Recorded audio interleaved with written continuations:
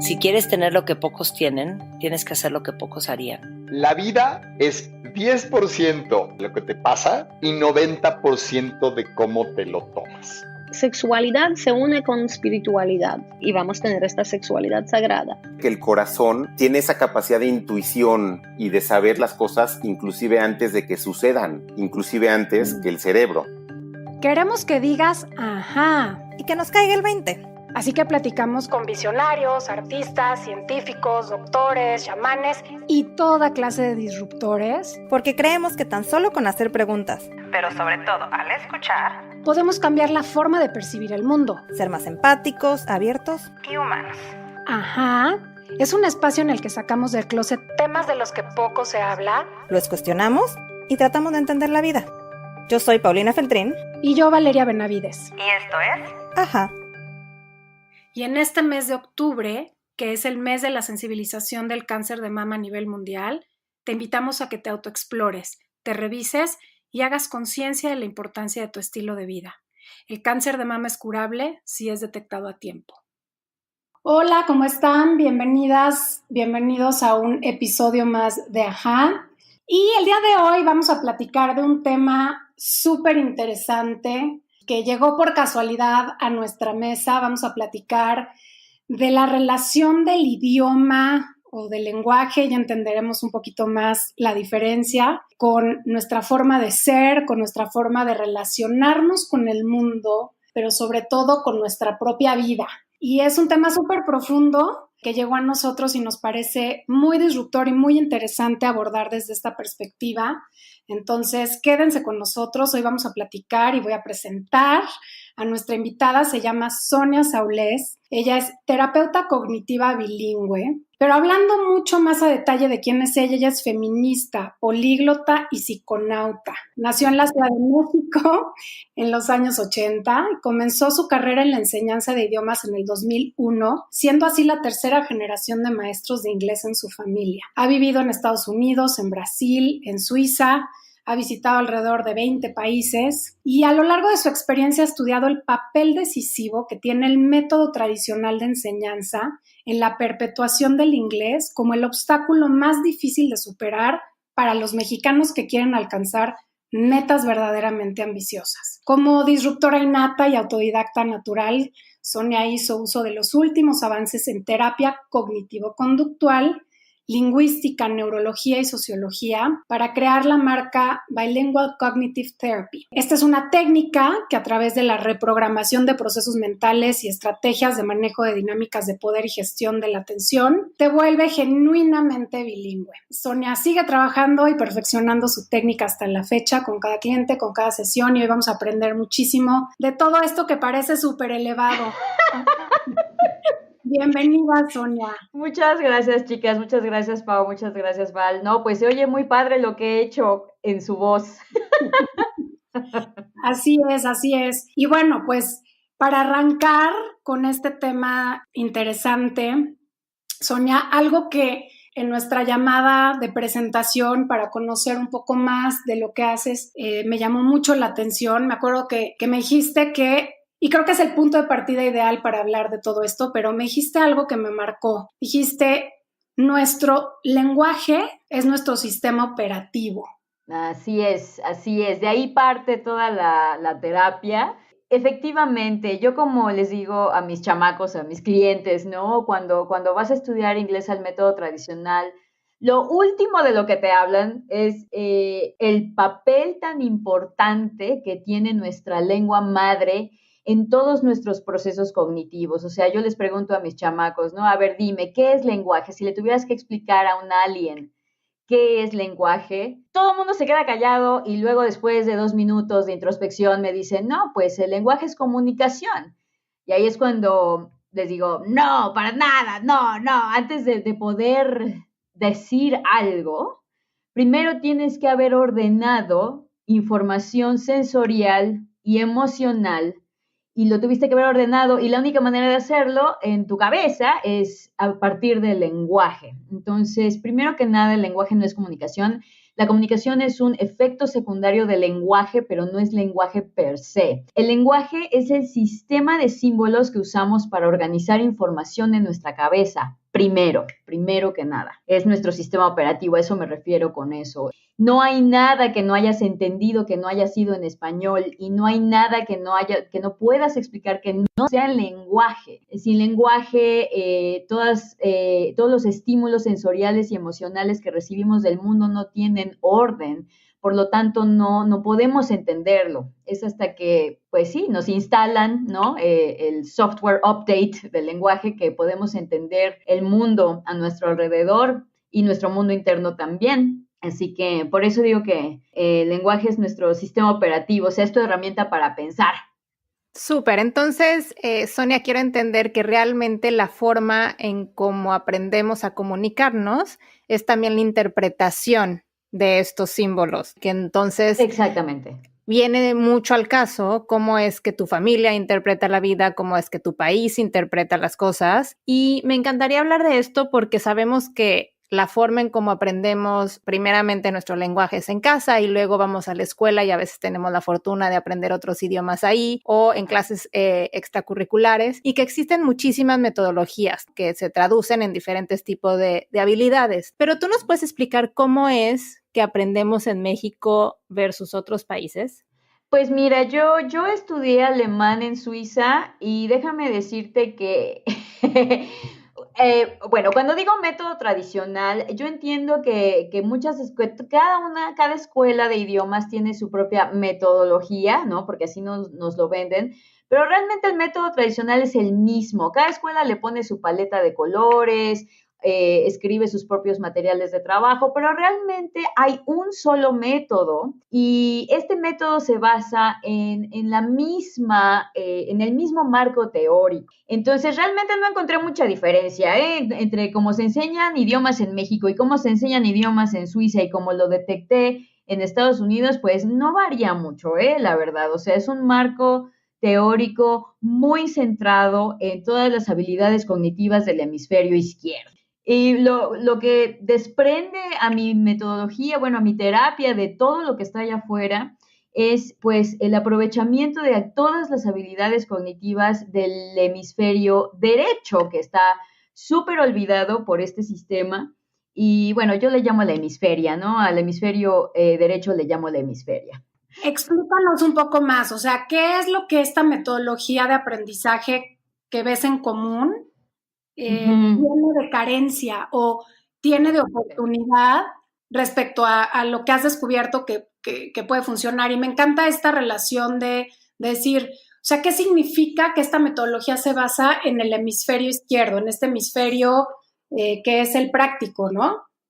Bueno, hay mucha mala información en internet acerca de las diferencias entre los dos hemisferios. Bueno, a esto se le llama lateralización cerebral y es, bueno, como los dos hemisferios se ocupan de las mismas tareas, pero a través de diferentes procesos. A muy, muy grandes rasgos, así súper burdo, el hemisferio izquierdo lidia con el input del mundo exterior de manera lineal. Por eso el hemisferio izquierdo es muy bueno para la lógica, las matemáticas y el lenguaje. O sea, todo lo que se tenga que desmenuzar ítem por ítem, ese güey es el rey de ahí, ¿no? Y luego tienes la hemisferia. La hemisferia es todo lo contrario. La hemisferia entiende sistemas, entiende asociaciones, entiende patrones, porque su trabajo es procesar la misma información, pero all at once, todo de putazo, como les digo a mis alumnos. Y bueno, el hemisferio izquierdo se enfoca mucho en lo que se puede ver y como toda la cultura que hemos creado como seres humanos, como especie, tiende a favorecer a las habilidades cognitivas del hemisferio izquierdo. Entonces, tendemos a pensar que, por ejemplo, hablar un idioma pues es aprender gramática, que es lineal, aprender vocabulario, porque es lineal, y yo lo que he hecho con mi método es incluir y darle prioridad a las habilidades cognitivas de la hemisferia. Cuando uso la hemisferia para explicarle a mis alumnos cuál es la diferencia entre I speak English, ¿no? Y I am bilingual. Esto indica un cambio súper profundo, no es de la boca para afuera. Para ser realmente bilingüe, para ser genuinamente bilingüe, tiene que haber un cambio de procesamiento de información profundo, cognitivo, mental. Y no hay manera de que una persona, sobre todo adulta, pueda volverse genuinamente bilingüe, o sea, pensar en su segundo idioma, si no hay un cambio cognitivo y si no estás tomando en cuenta y aprovechando las habilidades cognitivas, pues de los dos hemisferios. Digo, creo que es algo muy lógico, ¿no? O sea, si tienes un departamento, ¿no?, enorme, pero nada más te la pasas en la sala porque no quieres ensuciar la cocina y el baño y la recámara, pues no estás haciendo uso de todos tus recursos. Y lo que yo hago aquí, bueno, es todo me baso en sentido común. Y creo que esto es súper sentido común. Tienes que usar todos tus recursos, no nada más uno. Sonia, por ejemplo, me imagino, escuchándote, algo de lo que a mí más me ha servido fue aprender, más bien leer en otro idioma, ¿no? En particular en el inglés. Y siento que de esta manera es un poquito lo que estás diciendo, porque cuando lees tienes que integrar tu imaginación, tienes que entrar en contexto.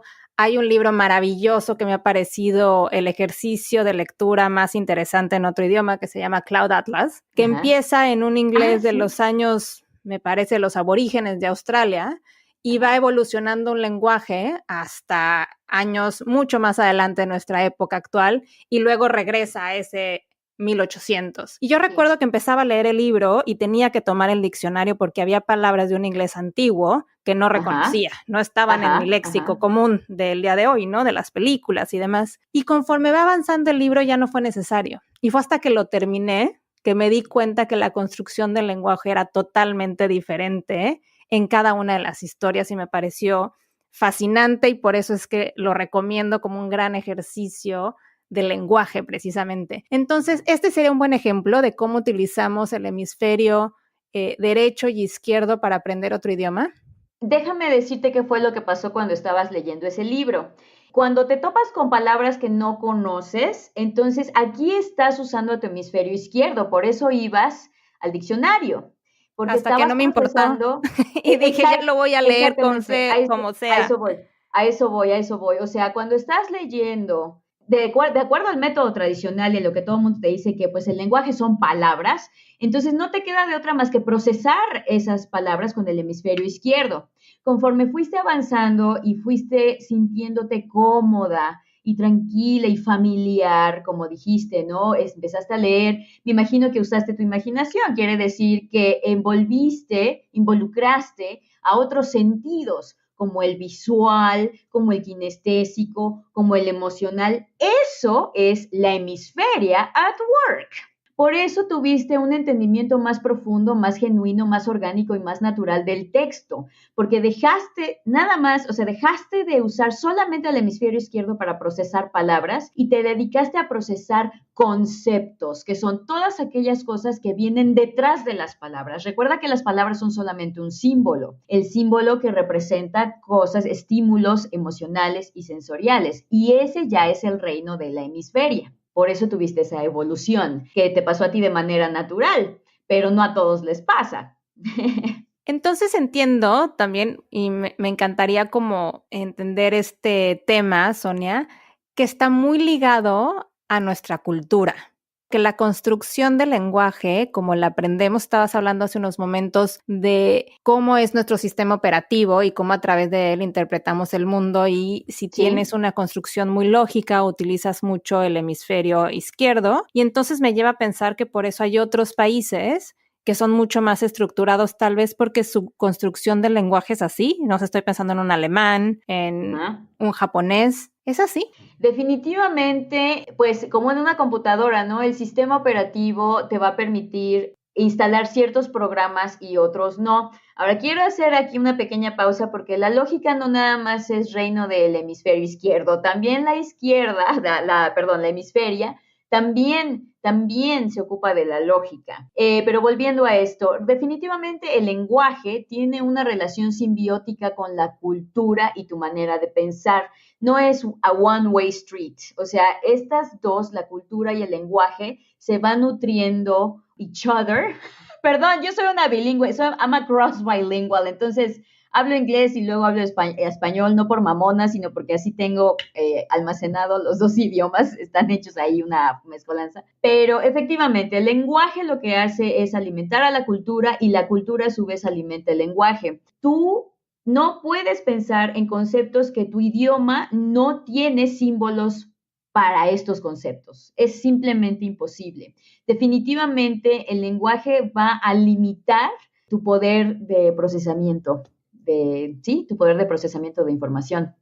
Entonces, efectivamente, tienes un lenguaje súper abstracto como el latín.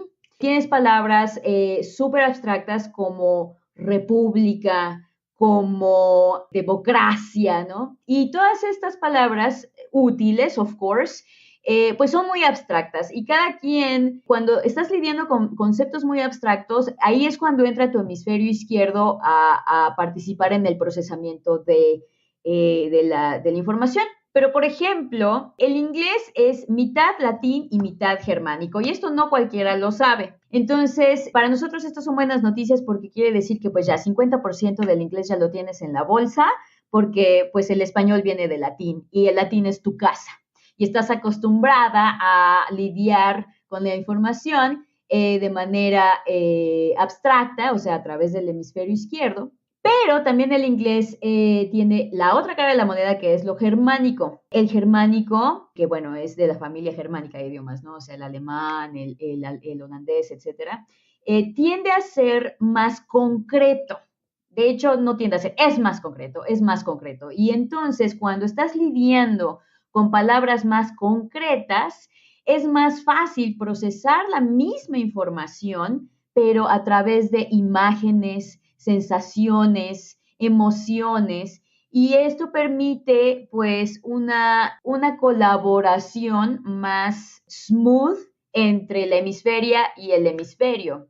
Definitivamente para mí es básico poder transmitir esta información a mis clientes para que tengan un procesamiento del lenguaje más holístico y más completo.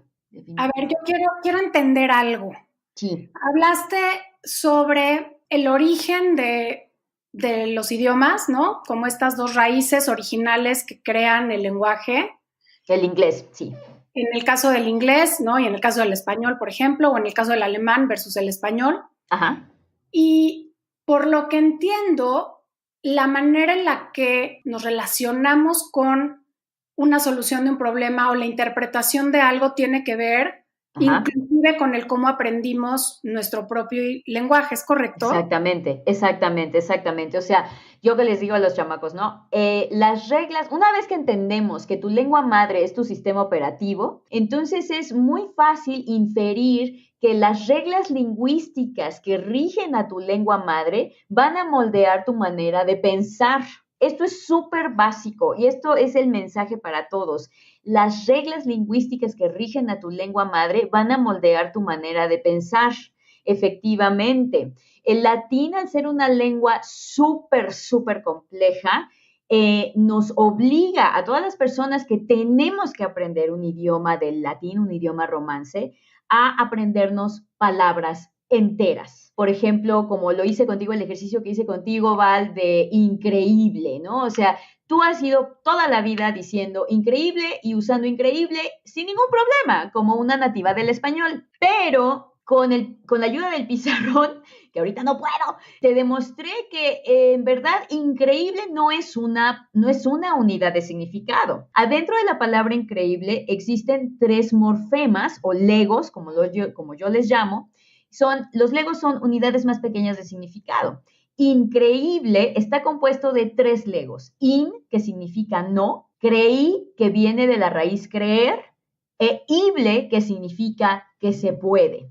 Y entonces cuando pones los legos together, te das cuenta que la palabra increíble significa que no se puede creer. Y sin embargo, todos mis clientes se quedan así de, wow, nunca había pensado en esto, porque efectivamente el latín es una lengua tan compleja, tiene una etimología y una morfología tan complejas que nos obliga a memorizar las palabras enteras. No podemos experimentar, lo único que nos queda es memorizar las palabras, recall, que es sacarlas de la memoria de largo plazo, and repeat, repetirlo como periquitos. Por eso la gente se queda así de, wow, no había analizado que increíble quiere decir que no se puede creer. No es tu culpa, no es que estés muy güey, sino que el latín no te había permitido pensar en estas cosas.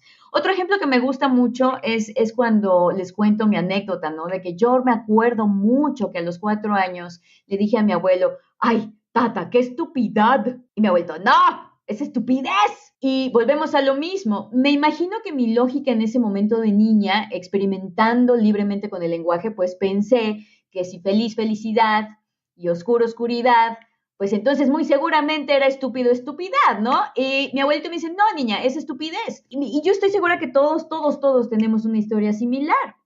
Ahora recuerdo muy bien haberle preguntado a mi abuelo, ¿por qué? Y mi abuelo me dijo, así es. ¿Cuántas veces no hemos escuchado lo mismo? Over and over again. Así es. Apréndetelo, niña. Y realmente mi abuelo, con su amor inmenso, ¿no? Y que quería evitarme una vida de ridiculeces, ¿no? Diciendo palabras mal en español.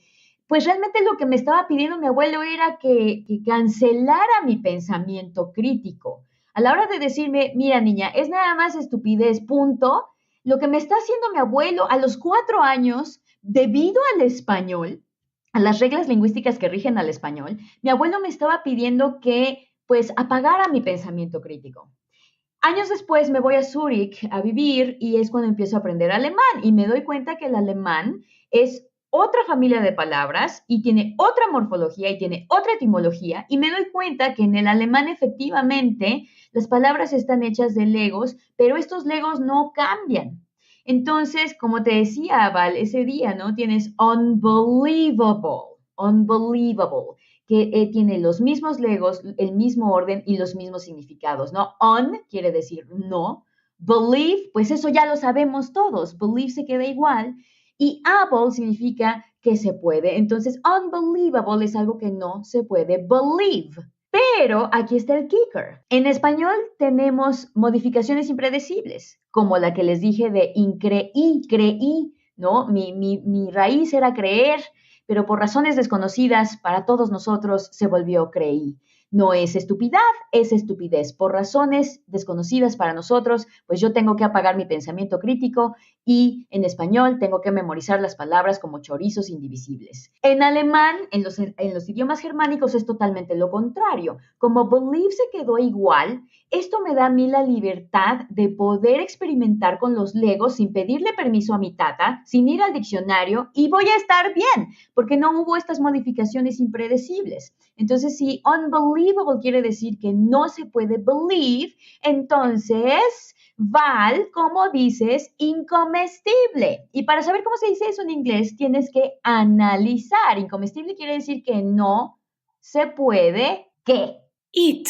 Exacto, entonces incomestible sería Uneatable. Exactly. Y ahorita invito a todos tus escuchas a que se vayan a Google, le pongan ahí uneatable para ver si esta palabra que se armó la Val de la nada existe y pues va a estar ahí, porque es un idioma analítico. En los idiomas latinos se les llama fusional, porque como cuando fundes 2 pedazos de metal pierden su forma original, pues no te queda de otra, ¿no? Todas estas modificaciones impredecibles nos obligan, nos subyugan a la memorización. Y pues vuelvo a decirlo, el lenguaje tiene una relación simbiótica con la cultura. Entonces, si tu lengua madre te pide a cada palabra que aprendes desde que naces que suspendas tu pensamiento crítico, pues eso te pasa a ti. Imagínate lo que le hace a tu espíritu, ¿no? Ahora multiplícalo por miles y miles de millones de personas que crean esta cultura. Entonces, por eso, como le decía Val, yo no sé nada de ustedes. Yo no sé nada de ustedes ni de tus escuchas,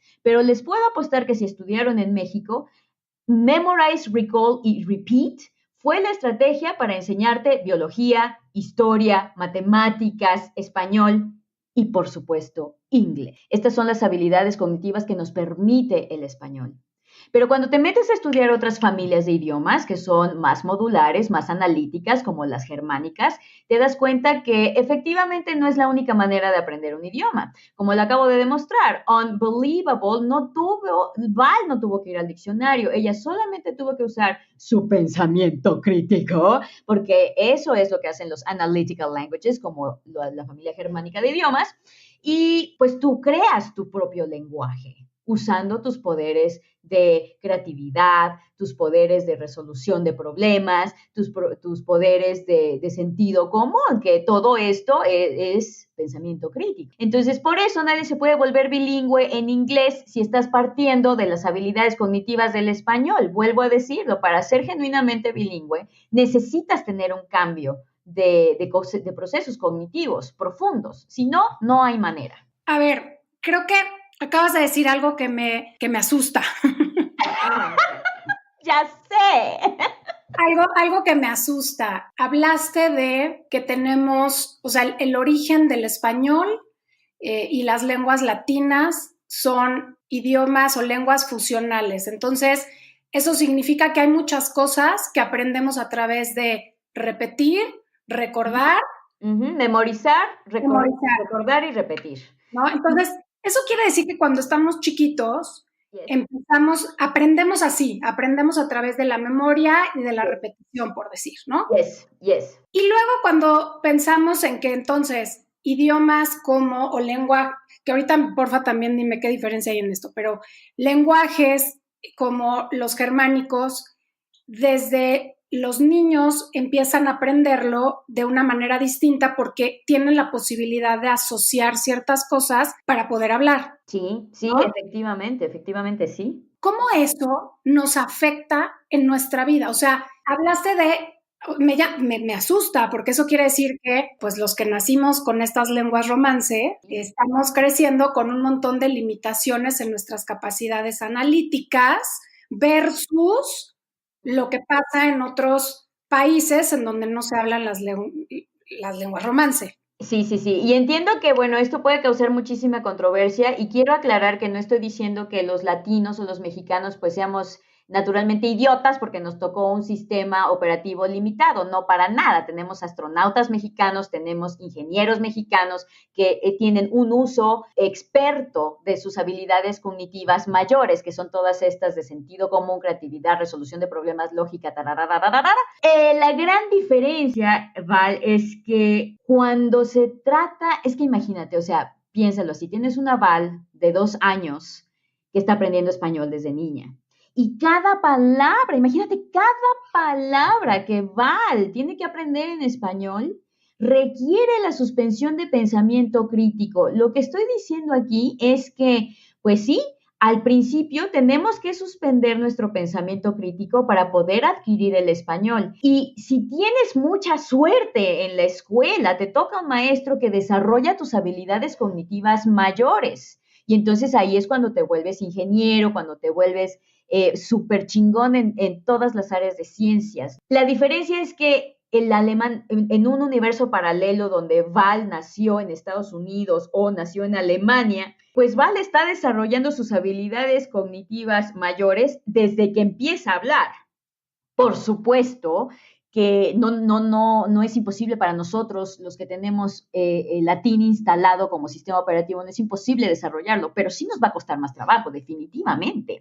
Yo estoy muy centralizada en la cultura occidental. Y en la cultura occidental tenemos 2 familias de idiomas, la latina y la germánica. Pero sí te puedo decir, o sea, claro, volviendo a lo mismo, por supuesto no le estoy haciendo el feo al latín. El latín nos ha traído mucha filosofía, el latín ha sido la lengua de la erudición, como se lo digo a mis chamacos, y estas son buenas noticias porque esa es nuestra lengua madre. Y yo digo, los mexicanos estamos en un lugar extraordinariamente privilegiado, porque ya tenemos el bla, bla, bla, ya tenemos la belleza, ya tenemos la filosofía. Es mi teoría que aprender inglés con mi método te da acceso y desarrolla tus habilidades cognitivas mayores para poderle entrar a la otra cosa que nos hace falta, que es sentido común, pensamiento crítico, pensamiento analítico. el mexicano, vuelvo a decirlo, estamos en un lugar muy privilegiado porque ya tenemos la belleza, ya tenemos la filosofía, ya tenemos la abstracción. Ahora nos toca, para poder entrar al escenario internacional como ciudadanos del mundo, nos hace falta procesar información con nuestra hemisferia a través de los idiomas analíticos. No nos va a hacer daño y no vamos a perder nuestra identidad. Al contrario, la va a enriquecer. Es muy interesante entender el papel del lenguaje en nuestra vida. Y es la primera vez que yo tengo esta oportunidad de verlo desde esta otra perspectiva en la que se relaciona con nuestras capacidades cognitivas, ¿no? Y por lo tanto con la manera en la que nos relacionamos con todo. Pero hay otra parte, ¿no? En donde siempre el tener el conocimiento sobre tu idioma significa de preparación, significa tener cierto nivel de educación que le suma literal a tu lista de beneficios, assets y aprendizaje y medallas, ¿no? En tu rollo profesional y corporativo muchas veces. Pero es como el que sabe idiomas es como una palomita más a todos esos logros que tienes a nivel profesional. Sí. Pero poco se habla, y es un poco lo que estoy entendiendo de toda esta conversación, poco se habla de las ventajas que tiene el aprender otro idioma y sobre todo ahora entendiéndolo desde el punto de vista de aprender un idioma con un origen germánico para efectos de una mejora en nuestro procesamiento de información, las ventajas que puede haber a nivel neuronal, psicológico, me imagino que inclusive social. ¿Nos puedes hablar un poco de cómo se traducen estas ventajas al aprender el idioma en nuestro día a día? O sea, ¿cómo es diferente? ¿Cómo puedo ser mejor? ¿Cómo me puedo desenvolver mejor? ¿Cuáles son? Bueno, no te voy a platicar, te voy a demostrar. I'm gonna show you. A ver, Pau, y te voy a poner aquí en el spotlight, lo siento. Pau, dime qué tiene en común una patineta, un teclado de computadora y un pizarrón. Nada. Y eso me encantó tu respuesta, Pau, porque bueno, aquí mis alumnos empiezan a desvariar y me empiezan a contar que son cosas creadas por el humano y bla, bla, bla, bla, bla, ¿no? Y me avientan un verbazo. Ahora, Val, te voy a hacer la misma pregunta, pero voy a cambiar el filtro, voy a cambiar el sistema operativo a través del cual estamos analizando la misma información y te voy a preguntar en inglés. What do they have in common? A skateboard, a keyboard, and a whiteboard. They're boards. They're boards, exactamente. Ahora, exactamente. Aquí es cuando entra el rollo. O sea, me dicen mis alumnos, ay, pues sí, así en inglés, pues sí, teacher. Y digo, exactamente, güey, exactamente. La patineta no dejó no cambió. El teclado no dejó de ser un teclado. El pizarrón siguió siendo un pizarrón. ¿Qué fue lo que pasó entonces? Porque al hacer la pregunta en español, Pau me dijo, nada. Y luego Val, cuando la hago en inglés, hasta hacer la pregunta en sí es idiotic. La pregunta se contesta a sí misma. ¿Qué fue lo que pasó? La realidad objetiva no cambió. Los objetos que mencioné no cambiaron. Lo que cambió fue el sistema operativo a través del cual procesaste esta misma información. En otras palabras, cambiamos el filtro que usamos para detectar la realidad. Y efectivamente, no es que skateboard, keyboard y whiteboard contengan el Lego board. No, esto va más allá. Es que board es cualquier objeto que sea rectangular. Entonces, aquí está mi respuesta. ¿Cómo afecta tener dos sistemas operativos en un mismo cerebro? Yo creo que te hace más inteligente. Claro, he escuchado muchas veces en el marco teórico tradicional que pues ser bilingüe no te hace necesariamente más inteligente, dijo un profesor de universidad monolingüe que habla inglés, ¿no? Yo creo que sí te hace más inteligente. O sea, cuando eres monolingüe, pues nada más tienes un sistema operativo, tienes un filtro de procesamiento para la misma realidad. Y otra persona que es bilingüe o políglota puede ver la misma realidad objetiva, pero al cambiar los filtros o los sistemas operativos para procesar la misma información que estamos viendo todo, diferentes aspectos de la misma realidad objetiva se iluminan. Y al ver diferentes aspectos que el resto de los demás, pues sí te da un edge, sí te da una ventaja cognitiva por encima de los demás. Y pues esto te puede ayudar a tu creatividad, vuelvo a lo mismo, te puede ayudar a tu resolución de problemas, te ayuda con tus habilidades cognitivas mayores. Y si problem solving no es inteligencia, entonces yo no sé qué es inteligencia. Claro que te hace más inteligente. Y esto me lleva a pensar, Sonia, que Sí. más allá de estas conexiones neurológicas que haces al tener otros sistemas operativos como migrar de uno a otro, también depende de dónde pasas más tiempo, ¿no? Me refiero a qué pasa con estas personas que se van a estudiar al extranjero o cuántos expats que están viviendo en México. Donde pases más tiempo también puede modificar tu personalidad. Es decir, si me voy a vivir a Alemania y estoy todo el tiempo escuchando en alemán, puede que también modifique mi forma de ser, ¿correcto? Pues volvemos a lo mismo, el lenguaje tiene una relación simbiótica con la cultura, es ponernos a discutir, ¿no? ¿Qué es primero, el huevo o la gallina? No sabemos, la verdad es que no sabemos, es un espectro, es una relación simbiótica orgánica. Por supuesto que si estás en una cultura donde se habla alemán, pues vas a tender a cambiar tus procesos cognitivos a un lugar más analítico, por el idioma y por la cultura. However, vivir en otro país no garantiza que cambies tu personalidad, porque entonces todos los inmigrantes latinos que viven en Estados Unidos, pues ya se habrían integrado a la sociedad y habrían cambiado su forma de ser. Y la verdad es que no es cierto, porque estas personas siguen platicando en español todos los días y se relacionan con personas que solamente hablan en español. Vivir en otro país no asegura, no garantiza que vas a cambiar tu manera de pensar y que vas a volverte bilingüe en ese idioma. Por lo mismo, podemos inferir que también puedes vivir en México y volverte bilingüe en inglés en México. Y a ver, pero ¿por qué nos cuesta tanto trabajo a los habla hispanos aprender este idioma? Justo por esta manera en la que aprendemos a hablar en español. Son muchas cosas. Efectivamente, por ejemplo, mi terapia involucra el aspecto cognitivo, que bueno, ya hablé ad nauseam de este rollo, ¿no? De los cambios cognitivos que se requiere para aprender otro idioma. Pero también,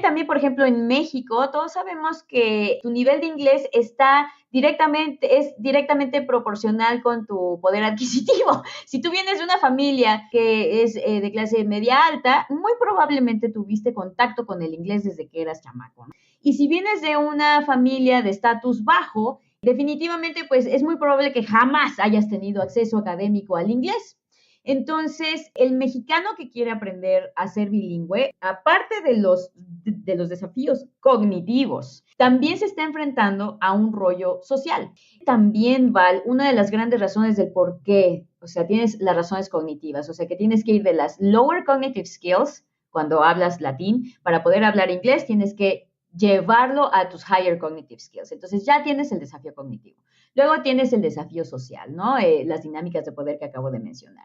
Luego tenemos también el bagaje histórico, que no se puede ignorar. O sea, el mexicano oye inglés y le sangra el oído, porque en una palabra, con un decir, hello guys, ya estás evocando siglos de atropellos de derechos humanos en nuestra relación con todos los países de habla inglesa. Y pues eso también nadie lo está trabajando, ¿no? Nobody's acknowledging it, nadie lo está trabajando, y también es parte de mi terapia. Tenemos que sanar nuestra relación afectiva con el inglés, porque si bien es verdad que el mexicano lo relaciona con el gringo, el mexicano lo relaciona con el británico, ¿no? Con el capitalismo y con el imperialismo. Y también es verdad que, bueno, ahora el inglés es la herramienta para poder llevar tu mensaje al resto del mundo. O sea, la respuesta es que el mexicano tiene desafíos cognitivos, desafíos sociales, desafíos históricos y desafíos emocionales también, porque estoy hablando de la sociedad en general, pero todos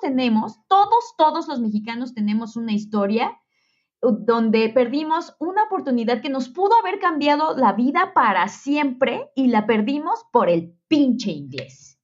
Entonces dime tú, si no te va a doler esa llaga no trabajada, ese trauma, ¿no? O sea, yo le estaba preguntando a una actriz, o sea, dime, ¿cuál es la oportunidad más grande que perdiste por no saber hablar inglés? Y me dijo, trabajar con Steven Spielberg. Eso es, o sea, yo me hubiera suicidado, ¿no? Obviamente yo le hubiera cogido un horror al inglés, ¿no? Y pues sí, esa es mi respuesta, Val. Y eso, todos estos problemas, desafíos cognitivos, sociales, emocionales e históricos, los atiendo en mi terapia. Por eso le llamo terapia cognitiva, porque, pues sí, se requiere mucha sanación, se requiere mucha introspección y se requieren muchos cambios profundos.